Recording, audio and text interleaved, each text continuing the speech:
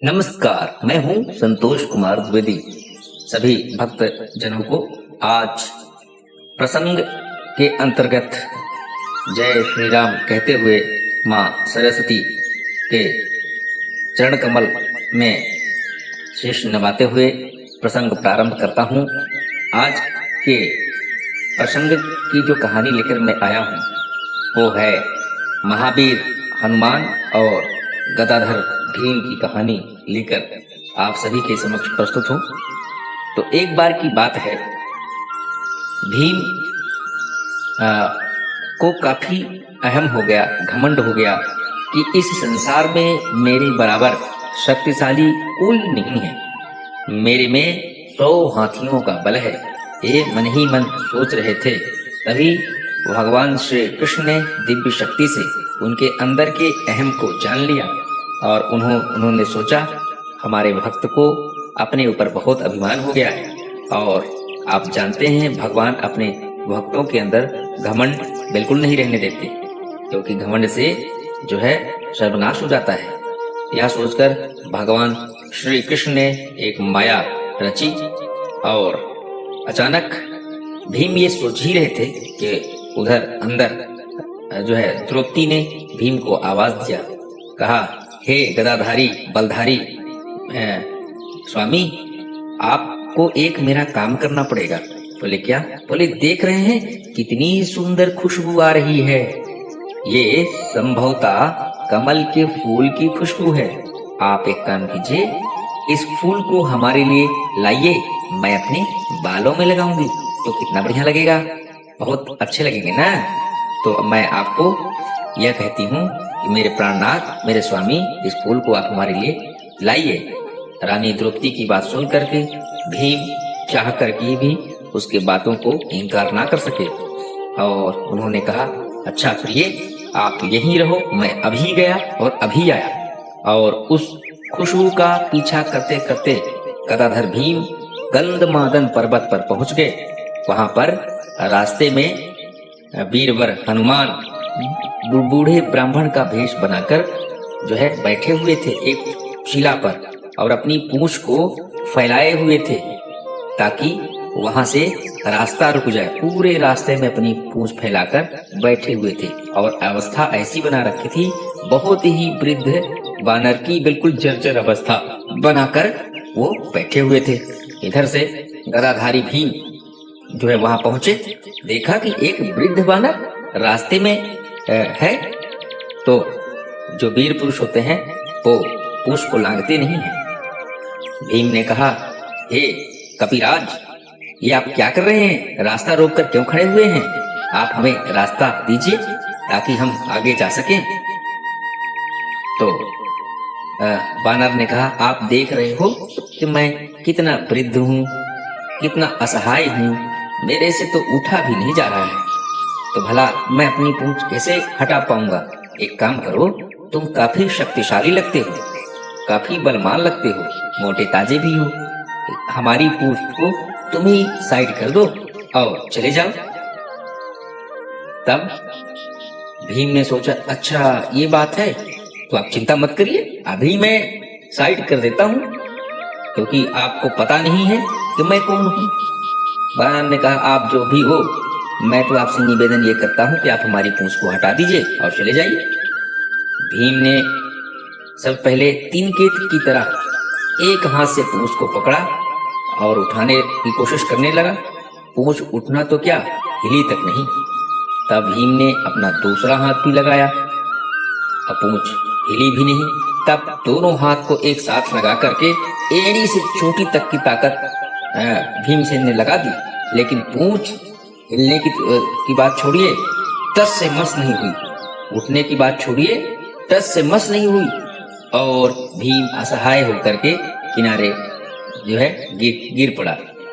तब वो जो वृद्ध वानर था बोले, क्या हुआ भाई, तुम इतने मस्त हो, मोटे ताजे हो और हमारे पूंछ को नहीं उठा पा रहे हो?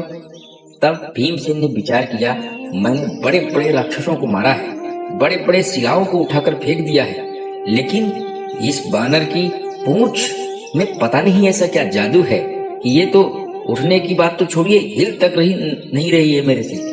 अवश्य ये कोई दिव्य बानर है। तब भीमसेन थोड़ी देर में उठ करके और बानर के सामने हाथ जोड़कर खड़ा हो गए। बोले, कपिराज, आप कोई साधारण बानर नहीं है, आप अवश्य कोई दिव्य हैं। आप हमारी भूल को क्षमा करें और आप बताएं, अपना परिचय दें कि आप कौन हैं। मुझसे बहुत बड़ी भूल हो गई है। यह कह करके भीमसेन कपिराज के चरणों में गिर पड़े। कपिराज को दया आ गई। उन्होंने भीमसेन को उठाया और कहा, मैं तो जानता था कि और आपकी जो है, आप कौन हो। तब भीमसेन ने कहा, आप बातें मत बनाइए, आप बताइए श्रीमान आप कौन हैं। तब हनुमान ने कहा, मैं पवन सुत बजरंगबली हनुमान हूँ, राम हूँ। यह सुन करके भीमसेन बहुत खुश हुए और उन्होंने कहा, तभी तो मैं समझ रहा था कि कोई साधारण बानर नहीं हो सकता है।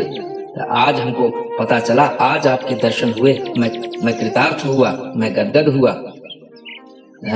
तब बजरंगबली ने कहा, मुझे पता है आप कौन हैं। आप जो है वायुपुत्र कुंती नंदन भीमसेन हैं। भीम ने कहा, आप हमारे बारे में कैसे जानते हैं। तो बजरंगबली ने कहा, हम आपके बारे में सब जानते हैं। आप कुंती नंदन भीमसेन हैं। आपको आपकी रानी द्रौपदी ने पुष्प लेने के लिए भेजा है और इस पुष्प की रखवाली मैं ही कर रहा हूँ। कमल का फूल लेने आए हैं ना। तो भीमसेन ने कहा, हाँ, आप सच में बहुत ही योद्धा के साथ साथ में भक्त भी हैं और आपकी दिव्य दृष्टि बहुत ही शक्तिशाली है, मुझे माफ कीजिए। तब बजरंगबली ने कहा, आप तो हमारे भाई हैं। मैं रुद्र पुत्र हनुमान हूँ, आप वायु पुत्र हैं, तो हम दोनों भाई हुए ना। तो भाई से किस बात की माफी। हम तो आपके घमंड को चूर करना चाह रहे थे। भगवान की कृपा से हमें ये दैवी जो है आकाशवाणी हुई कि हमारे भाई में घमंड आ गया है, इसीलिए आपके घमंड को मैं धराशाही करने के लिए यहाँ आया था। घमंड शोभा नहीं देता, घमंड इंसान को पराजय के कगार पर ला देता है और जिस बहादुर को घमंड हो जाए उसका विनाश निश्चित है। तो भला जो है प्रभु आपके अंदर घमंड कैसे रहने देते। तब भीमसेन की अपनी भूल का एहसास हुआ और वो प्रार्थना किए कि हे वीरवर हनुमान, आपसे मुझे प्रार्थना है कि आप जब लंका को लांघ रहे थे तब जो विराट रूप आपने धारण किया था वो रूप आप हमें दिखा दीजिए। तो यह प्रार्थना सुन करके पवन सुत हनुमान ने महावीर भीमसेन को वो विराट रूप दिखाया और इतना विशाल रूप दिखाया कि भीमसेन पूरा देख ही नहीं पा रहे थे। तब बजरंगबली ने कहा, मैं इससे भी बड़ा रूप बना सकता हूँ, पर आपकी दृष्टि उसे देख नहीं पाएगी। यह देख करके भीमसेन उनके चरणों में जो है लेट गए और उनसे प्रार्थना किए कि आप समय समय पर इसी प्रकार हमारा मार्गदर्शन करते रहिएगा, अपने दास को माफ कीजिए। यह अनुनय विनय सुन करके बजरंगबली ने भीम को कमल का फूल तोड़ करके लाके दिया और भीमसेन उस फूल को लेकर अपने रानी द्रौपदी को दे दिया और वह फूल जो कि कमल का था द्रौपदी ने अपने बालों में लगा लिया। तो कहते हैं कि किसी को भी कभी भी घमंड नहीं करना चाहिए, क्योंकि घमंड से विवेक और बुद्धि दोनों का पतन हो जाता है। तो यहीं पे हमारा प्रसंग समाप्त होता है। सभी श्रोताजनों को, सभी भक्तजनों को मैं तहे दिल से धन्यवाद ज्ञापित करता हूँ। बोलो श्यापति रामचंद्र की जय, बोले वासुदेव श्री कृष्ण भगवान की जय, बोलो सभी 33 करोड़ देवी देवताओं की जय। कहते हुए मैं अपनी वाणी को समाप्त करता हूँ।